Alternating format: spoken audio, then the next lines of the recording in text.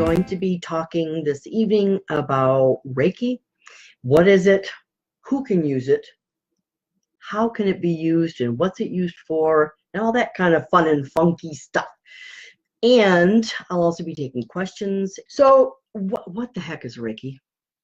Honestly, people have seen this. You know, we've heard alternative healing. We've heard alternative health.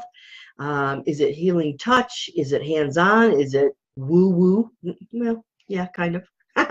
Kind of it is. One of the things that this is all about is using that universal energy. Quickly, I think the easiest way to describe it so you would understand what I'm saying. So you know when you went like this when you were a kid, you went like this and you got the energy going, and then you went like this and you could actually feel it's kind of like a marshmallow, right? So that's universal energy. That's your own energy. Now Reiki is a little bit different, but then it's also the same. We're tapping into the universal energy and channeling the universal energy during Reiki.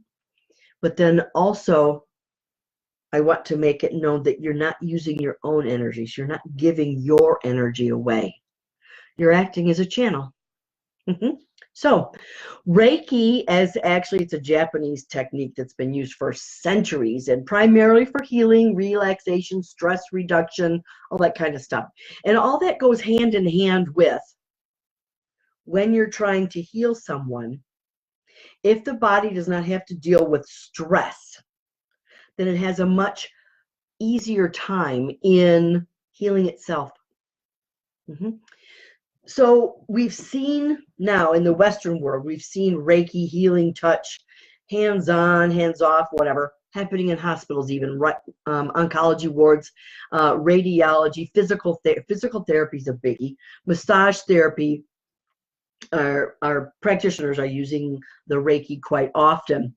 And so it is administered hands-on, so hands-on, whatever, or from a distance. You don't have to be touched. You don't have to be touching. And it can be used with people, places, and things. It can be used in the past. It can be used for the future.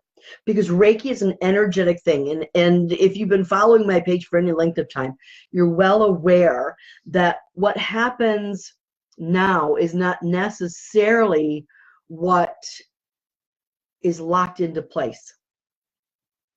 All right? Because in the world of spirit, there is no time. There's only now. So everything that was in the past as well as in the future. So yes, Julie, I have heard of pranic healing. It's very much like that. Pranic healing works on a different vibratory rate. Pranic healing is a little bit more, while it's gentle, it's also really like intense. Where Reiki is a more gentle, very even keel type of thing. Okay. Now, granted, I'm not a pranic healing guru. I am absolutely not. I'm simply speaking from my own opinion. I love pranic healing. I do. And I have a friend who's a fantastic pranic healer. And so who knows, maybe I'll get her on the live show with me one of these days, or get her on the Insight show. And we'll talk about that, which is wonderful. And so the pranic healing is a little bit different than the Reiki. I don't know about how pranic healing is learned or gained, but Reiki, the ability to channel that Reiki energy, is actually passed down through generations, right? The Reiki master, your teacher, myself, is able to almost like open up your channels for healing, whether it's through the breath, through the hands, through the feet, wherever, right? Through the solar plexus, through the heart, all the different chakra areas you can send Reiki through. So your teacher, your Reiki master, is able to hand that down. It's like a genetic gift, if you will. So the Reiki, as again, I want to talk, so if you're coming in late, well, we're talking about Reiki here, and Reiki being a life force energy. It's the energy from the universe. Reiki is simply the tool in how to tap into that and channel that energy so that you can be used as the vehicle, I suppose. So I bring up the energy and I give it out. So the energy is not mine. I'm not giving away my strength or my own energy or jeopardizing my own health, because all I'm getting from the universe is pure love, pure energy, pure power. And then it's coming through my body and out my body. And then I'm laying on of hands or beaming the energy to my client. Anybody can do Reiki. Anybody. Which is what I love. You don't have to be a fancy schmancy guru or be really learned in the medical arts, even though that is helpful, of course, but it's not a necessity. So the word Reiki is actually comprised of two different Japanese words. Rei, meaning God's wisdom or higher power, right? So that's like Rei is the ray of sun, God, the I am, the universal life force, and Ki, which is life force energy. So it's a God life force energy, or life force energy from God or from the universe, which is wonderful. And it's actually my definition is a spiritually guided healing energy, because anything that comes from the universe is a spiritual base, not religious, but spiritual. So, and on that note, you don't have to be any particular religion. You don't even have to be a religion, to be honest with you. You don't even have to believe that it's happening. Haha. But once you learn how to channel, that is actually also a stepping stone to channeling spirit. And it's not uncommon, actually, for people who are doing Reiki as a practitioner to actually start receiving messages from spirit for the client, which is wonderful. In my findings, I noticed that my hands would start to tingle. Just the bottoms, not the whole thing. So like they're not going numb. So I would start feeling my fingertips and my hands start to tingle, almost like there was like I could feel like monofilament or something pulling out of my hands. Really weird. I know, woo-woo, weird, kind of crazy stuff. But that was before I even started the Reiki practice. And then I realized, or I heard, so when I went through seminary, part of being a spiritualist minister was we had to become a certified spiritualist healer. And then what I realized and learned was that this feeling that I was getting from my hands was actually energy, the spiritual energy. So then taking that certification and going a little bit further with that, becoming a Reiki master, really has learned how to use that and tap into that. So if you get those feelings like, God, my hands are itchy, or they're sweating a lot, or something's going on there, feeling like string. I think the easiest way for me to describe it is kind of like corn silk. Yeah, so like little tiny little fibrous little beings. Yeah, it kind of feels like that to me. At least that's what mine feels like. So anybody can learn that, whether you have this in your hands or not, right? Because everybody's going to feel that energy just a little bit differently. Reiki is a natural, safe method of spiritual healing and will also help in other areas of your life. And everybody can use it. Everybody can learn how to do it. Now, so something weird. I've used Reiki on a computer. Got it started. Yep. Happened today, kids. Happened today. Of course, I'm also taking my computer into Best Buy tomorrow. Yeah. It's worked on a garage door opener. Right? That was years ago. I couldn't get the garage door to open up by clicking the button. It worked because Reiki is an energy. Reiki is an energy, universal life energy. So anything that can be affected by energy, people, places, things, can be benefited and affected through the use of the Reiki energy, which is really cool, right? Which is really cool. Have you guys, so just chime in, everybody who's listening or watching on the live, have you ever felt like something, like have you ever felt that in your hands, or have you felt like you were emitting some kind of energy? Yeah, have you ever felt that? Yeah. Yep. So, no, you do not. Michelle asked if you absorb the energy from your client. No, because what's happening is you're giving out. You're not soaking it back up. What you're soaking up or what you're channeling is the universal life energy. You're not doing anything from them. So you're giving out. You're not bringing back in. Completely different thing. Yeah. Oh my God, energy can help on everything. Absolutely.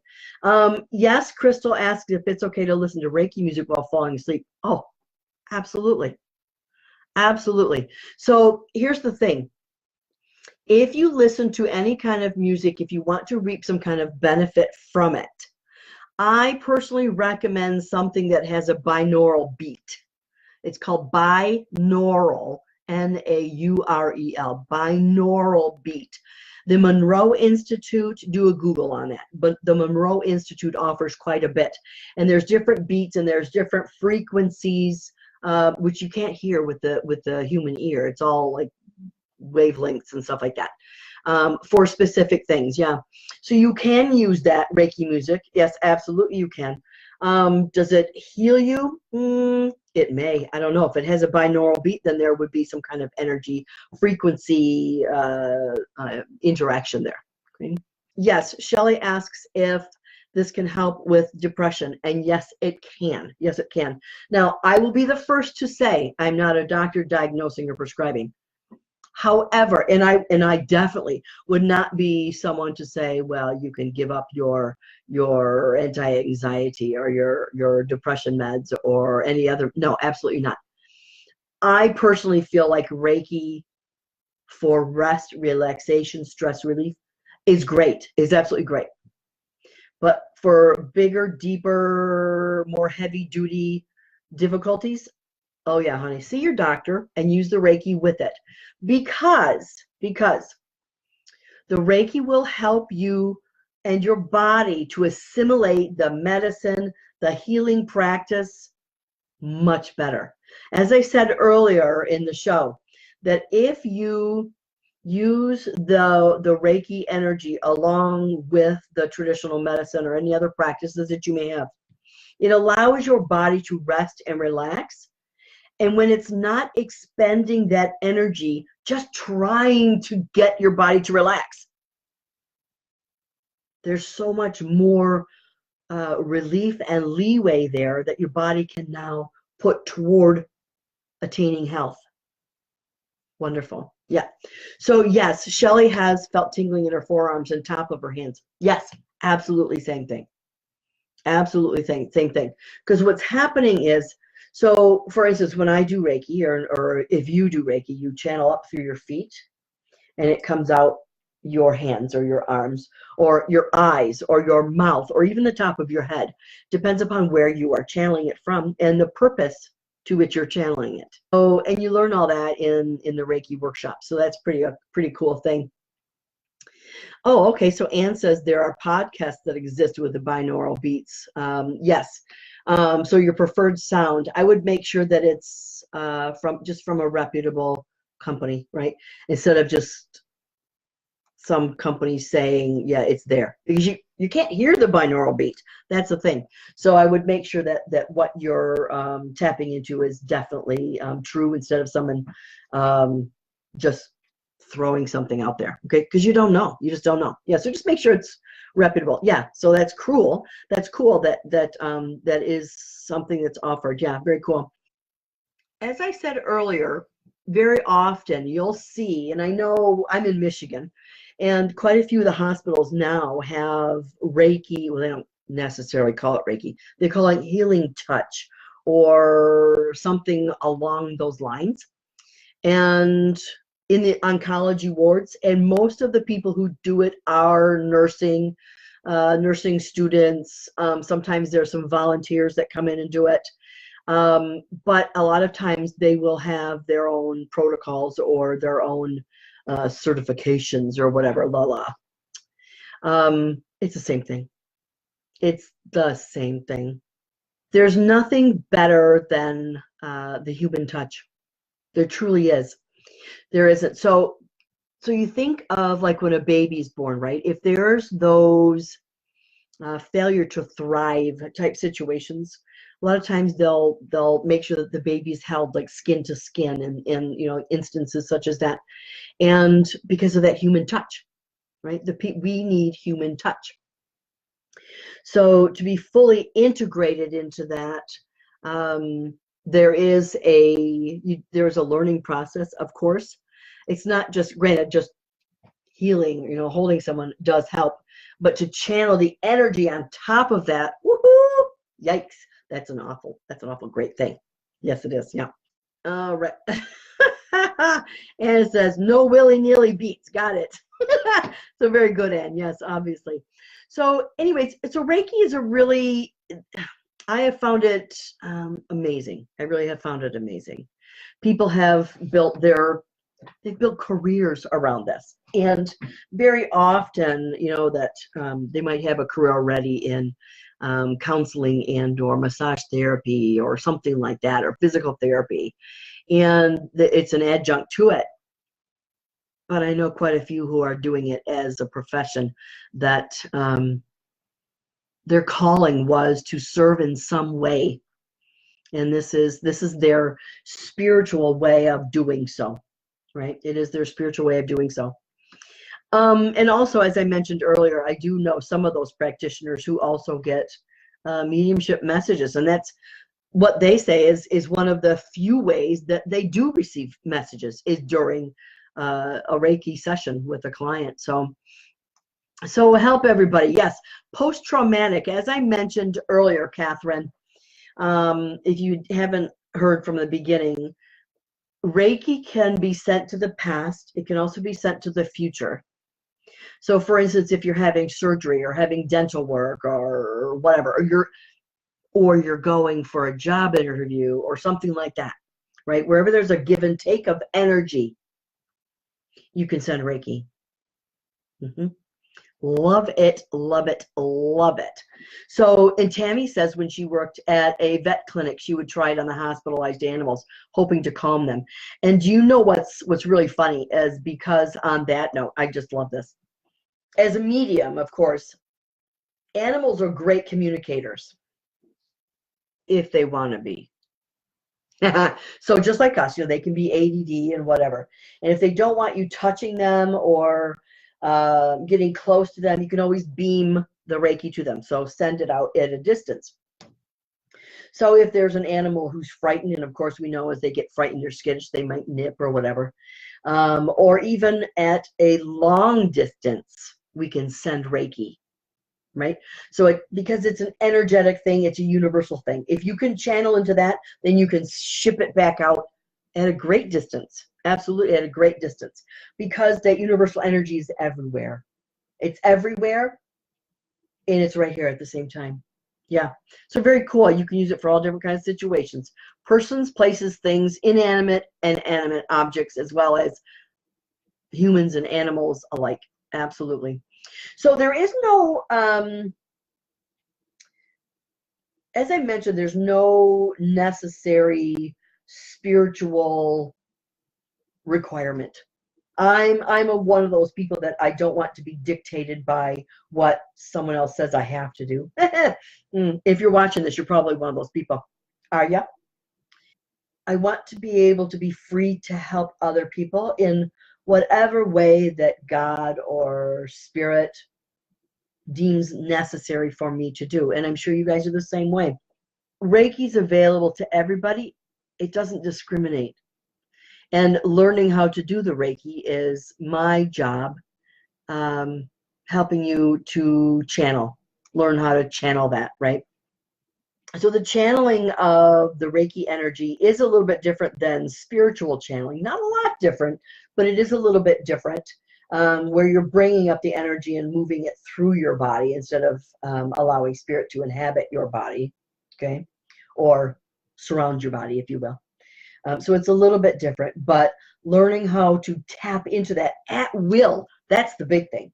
Instead of it just happening to your forearms, or all of a sudden, like, gosh, my eyes hurt, and why do my eyes hurt? I don't have a headache, but so weird things, we all experience those weird woo-woo things, right? So instead of it happening to us, we can learn how to control it and tap into it and use it to benefit ourselves as well as others. Absolutely, as well as others. And does it mean that you have to charge for your services? No. Does it mean that because it's a God or universal given thing, it should be free? Not necessarily, no. Just like me, you have to pay your bills, right? And if this helps you pay those bills, then absolutely. There's no right or wrong way here, because it's a universal energy. You're learning it, you're giving of your time, you're giving of your expertise. So while Reiki is spiritual, it's not a religion. Okay, it has nothing to do with a religion. There's no dogma. There's nothing that you have to believe in, or you have to learn this or that to use Reiki. No, like prior to the class. So in fact, Reiki isn't dependent upon you believing in Reiki. If you follow the guidelines, and there really are simple guidelines, because I'm not one that is like a strict taskmaster, and you don't have to know all the silly names and all the symbols, and granted, you will get a book and I'll teach you those, right? But do you need that? I'm going to tell you no. Okay, so there's not a lot of memorization if you worry about that. Does it help? Oh yeah, sure it does. But once you learn how to channel that energy, you can take a breath, you can open up those little portals in your mind, that I help you, I attune you to. Yeah, there's not a lot of rigmarole. There's not a lot of rules that you have to follow. There really isn't. There's also no limitations or limit on who you give Reiki to or how you give Reiki, that type of thing, because everybody, you have to understand that. So let's say I want to beam Reiki energy to someone that wouldn't believe in any of this. On a soul-to-soul basis, yeah, they might accept it, right? Because their soul knows that what you're giving is universal, is love, is support. It's not something that's going to do harm. So you may find that, your prayers for someone at a distance are well received. Yep, absolutely. And keep in mind,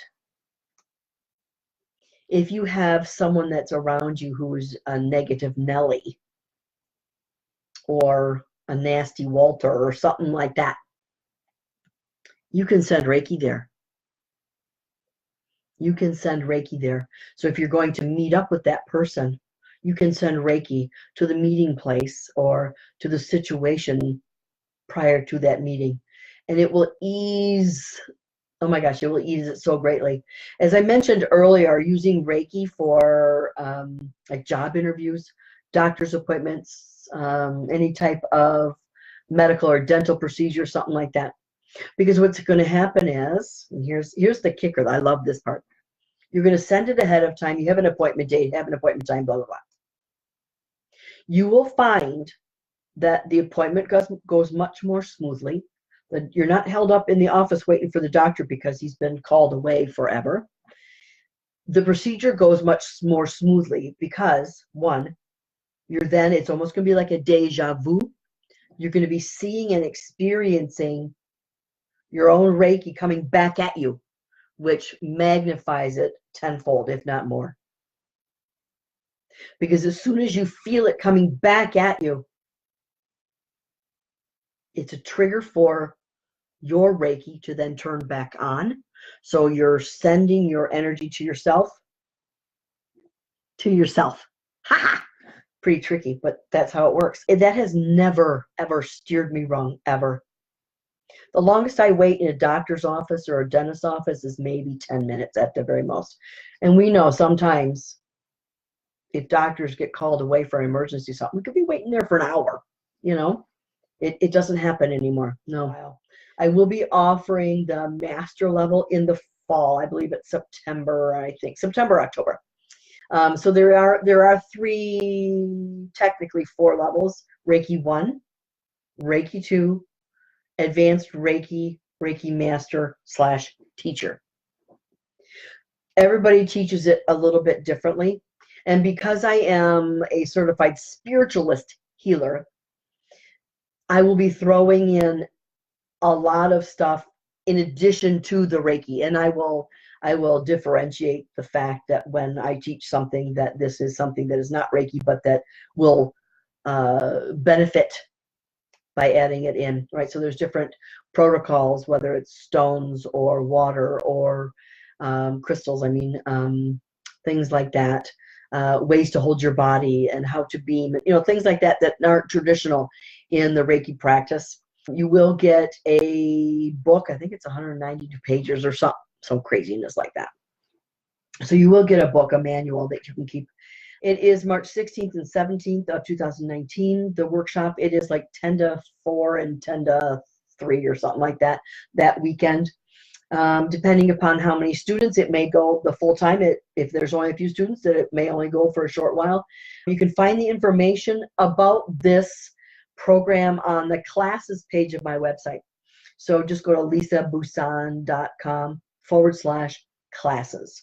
That's lisabousson.com /classes. Or just go to mediumlisa.com, and then you can find the development classes from there. I do offer quite a few classes during the year. I do have a mentorship coming up, mediumship mentorship coming up, which is a 12-week program that's coming up on the 11th of March, 2019. So if you're interested, you'll find that on the mentorship page, or shoot me an email. Just email me at lisa@lisabousson.com. I hope this has helped you. Do I have mediumship readings? Yeah, you can find the information from the readings page of my website about how to book that. I do often do live readings here, not mediumship readings as much because it takes a few seconds for to pull in more psychic readings here online, just because they're so quick and so in tune so quickly. But mediumship, there's a lot of, I don't want to say a lot, but there's preparatory work that I have to do, like meditating and grounding and all that kind of stuff that I make sure that I do before any event, right? Whether it's mediumship or whatever. I thank you for watching in, everybody. I really do. Thanks for chiming in, and it was great talking to everybody, seeing everybody, and love you. Take care. God bless.